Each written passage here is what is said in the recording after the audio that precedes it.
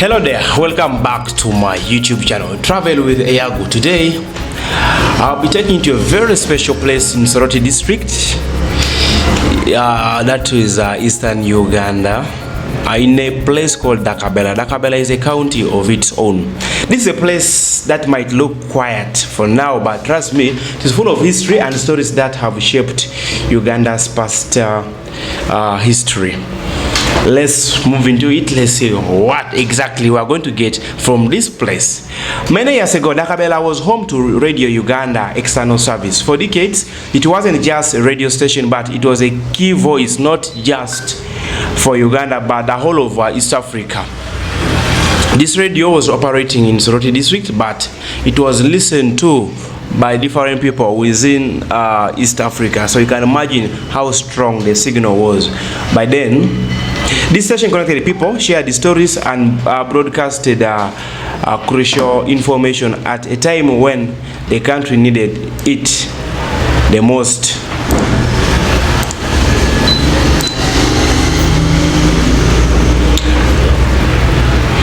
In 1979, during one of the most difficult periods in Uganda's history, Dakabela became stage for a moment that will never be forgotten by very many people, especially those who are within that area. They have kept on talking about this radio station each and every time. But if you, of course, take yourself there, definitely that will be a story that you'll hear first. The area also is popularly called Inego. Some people call it Inego. It was here that President Amin made his final broadcast before leaving Uganda. But what led to this moment? To understand that, we have to look at the larger picture of his rise to power and wars that he started that forced him out of power. Amin came to power in 1971, according to history, through a military coup. He was initially seen as a hero by many, promising to restore order and stability in Uganda. However, his rule quickly took a dark turn. He launched a series of brutal military campaigns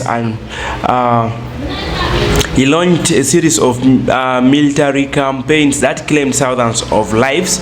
His regime became infamous for human rights violations, political repression, and the murder of thousands of Ugandans, including military officers and political opponents. One of the most significant events that led to Amin's downfall was the Uganda-Tanzania War. If you guys all remember this very well, in 1978, Amin's forces invaded neighboring Tanzania, thinking it would boost his power and distract from the growing discontent from within Uganda. However, this backfired horribly. Tanzania's president by then, Julius Nyerere, responded by leading a military offensive into Uganda, and Amin's forces were defeated. In 1979, after his defeat in war and with his country having several issues, Amin made his last broadcast at this radio. Now, this is where this history actually comes in. This radio was operating before, but when Amin went and made a broadcast in that radio and finally moved out for exile, this radio became more and more famous. He announced that he was stepping down, urging his supporters to remain loyal. But it was clear that by this time, his power was getting already over. He fled Uganda, leaving the country in the hands of a coalition government supported by the Tanzanian military.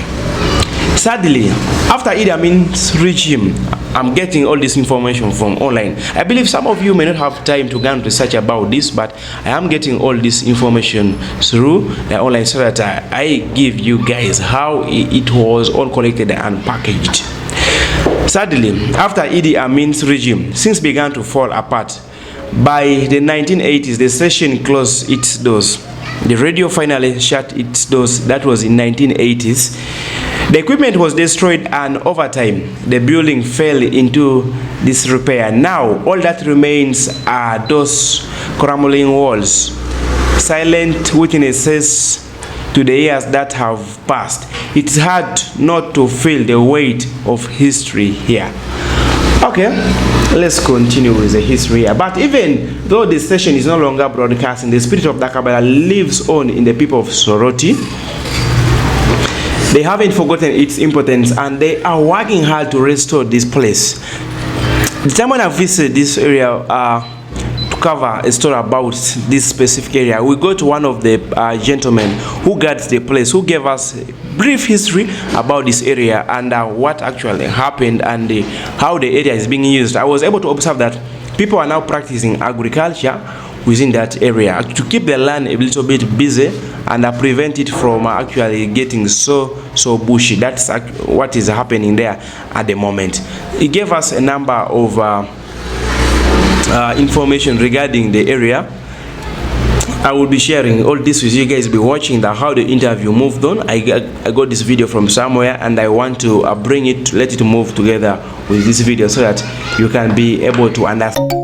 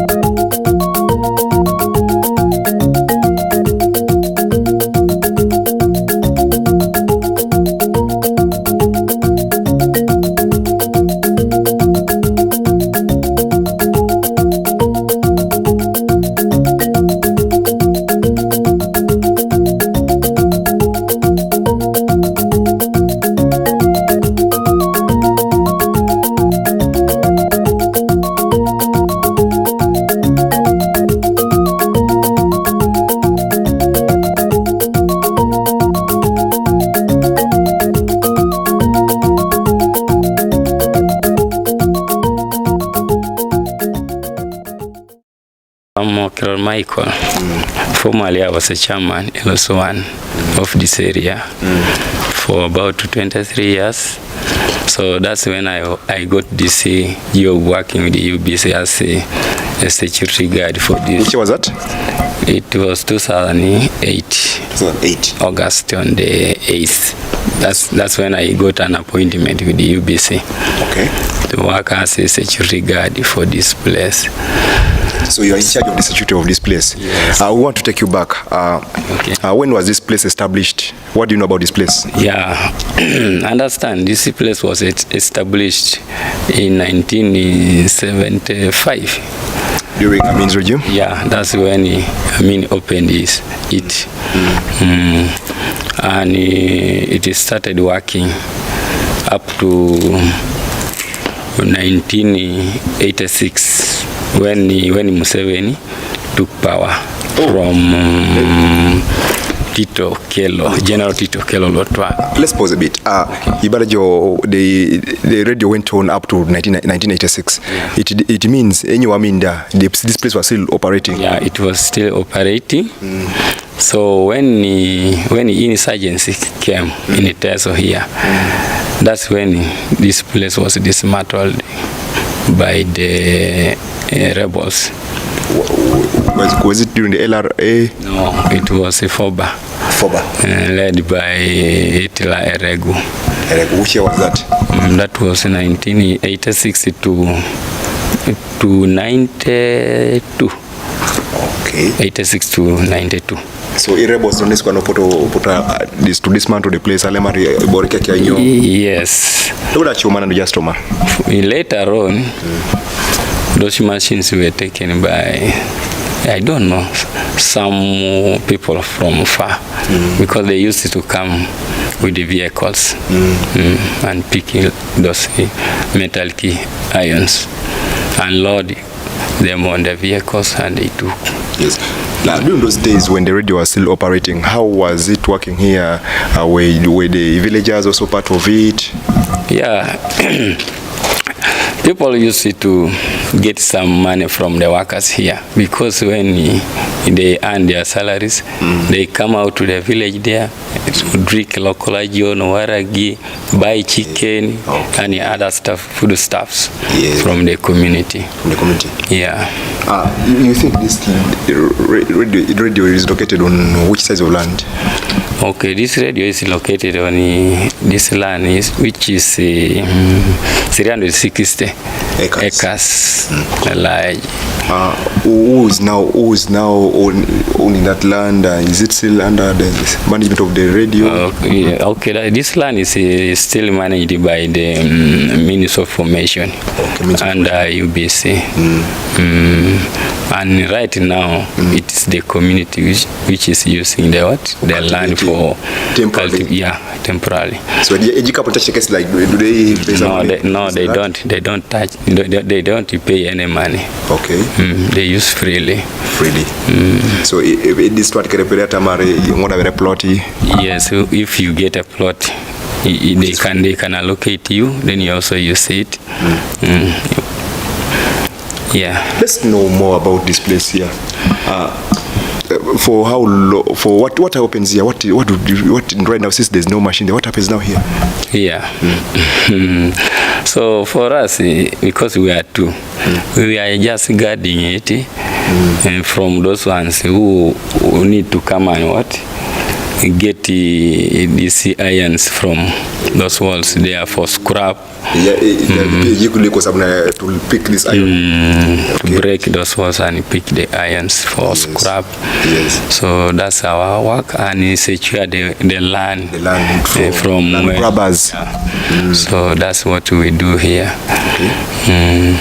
I think you're going to take us through the tour of the place. You show us how it is. Yes, I can lead you.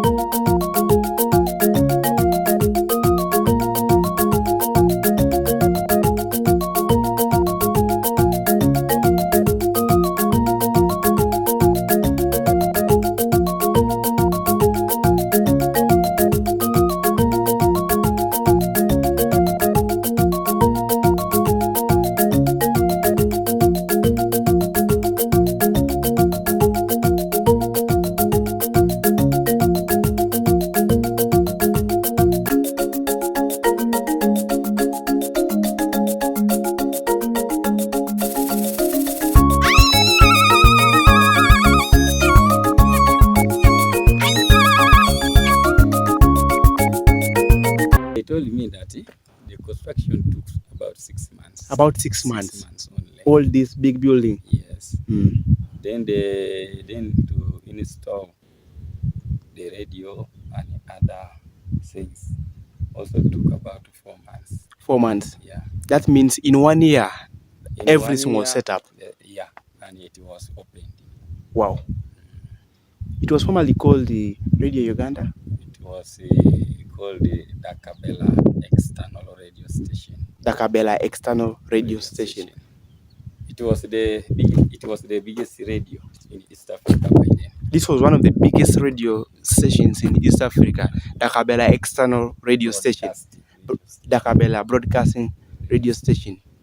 And like if you follow records, like how far was this radio station covering? Like which other areas outside Teso was this radio station covering? If you try to recall some of the stories you you had. understand, it was East Africa It was covered in the whole of East Africa. East Africa. It was broadcasting. Wow. Around East Africa. Around East Africa. The 3 countries that he built the East Africa. By then that is Uganda, Kenya and Tanzania. Wow. So, and the staff quarters there, it was the place which was first built before here. The other buildings also took about a period of 3 years when they were constructing the staff quarters. So that means the staff quarters happened to be a bit bigger than the radio. No. How come the staff quarters took 3 years and the radio took about 1 year? The contractor was very slow. Because the contractors who built here, understand they were from Yugoslavia. Yugoslavia. Yeah. Wow. Those were the people who led the construction. So today this building just remains lying on the land of about 360 hectares of land. It's only being talked about because of the good stories it used to have. Maybe if you recall very well, did you also ever hear that President Amin came to this radio station to possibly give a speech, pass out a message, like the way the public is actually talking from the outside? It was true. Because that time I was about 10 years. Yes. When the president came here to give a speech. So after giving a speech here, he left to Moroto. Then from Moroto, that's when he took off. After giving a speech from here, he left going to Moroto. From Moroto, he finally went to exile. Yeah. Up to today, he has never. I need to take you guys through this whole building. You need to see how exactly it looks like. These are some of the rooms. I suggest some of them. Some of these areas were conference room where meetings take place. I see some writings here. Some people have written some things here in the local language. I see UBC written there. It now remains an area that most people come just to visit and, of course, pass time. Not just for the history, but for the future, local leaders, residents, and community members are calling together to breathe new life into Dakabela. If this place is to be restored, trust me, we can have another good radio station there. The foundation is so strong. I don't know what kind of concrete was used for constructing there, but because history still says that place was being constructed in a shortest period of time. We all remember during the leadership of President Idi Amin, when you want something to be done with the shortest period of time, he actually ensures that it is going to be done in the shortest period of time. He either has to call all the engineers come in and focus on that project, or brings all the different vehicles, mark all those heavy vehicles that may be ferry, sun, and the rest to come and work on the area and finish up the project. There are challenges, of course, issues with land ownership. The old buildings need a lot of work, but hope is still there. The people of Soroti want Dakabela to become more than just a reminder of the past. They want it to be a symbol of hope, a place that can serve the community once again, just as it did years ago. Remember, initially, this place had actually done a lot for the people of Dakabela. One, people were able to get jobs as laborers. Two, people were able to have their kids work there. Drivers were working because it was a big radio. If you're a lover of history or simply enjoying discovering places where the past and the present meet, Dakabela should be on your list. It's not just about the crumbling walls and the silence. It's about the stories, the memories, and the lessons that are still waiting to be passed on. Thanks for coming along with me on this beautiful journey. Places like Dakabela may be in ruins, but significance will never fade. Amin's last words broadcasted here mark the end of an era, a moment of defeat for him, but a new beginning for Uganda. Be sure to like, subscribe, and hit on the bell for more travel stories like this. Right now, you have been watching Travel with Eyagu. My name is Nathan Eyagu. We left home to change home. We'll continue to explore places that you believe need to be showcased to the world and you don't have time to visit them. I will be moving there each and every time whenever I get the opportunity, so that I bring you guys all the different stories. Make sure you click on the subscription bell, notification bell too, so that each time I upload any new video, you'll actually be the first to be notified. My name is Nathan Eyagu. We left home to change home.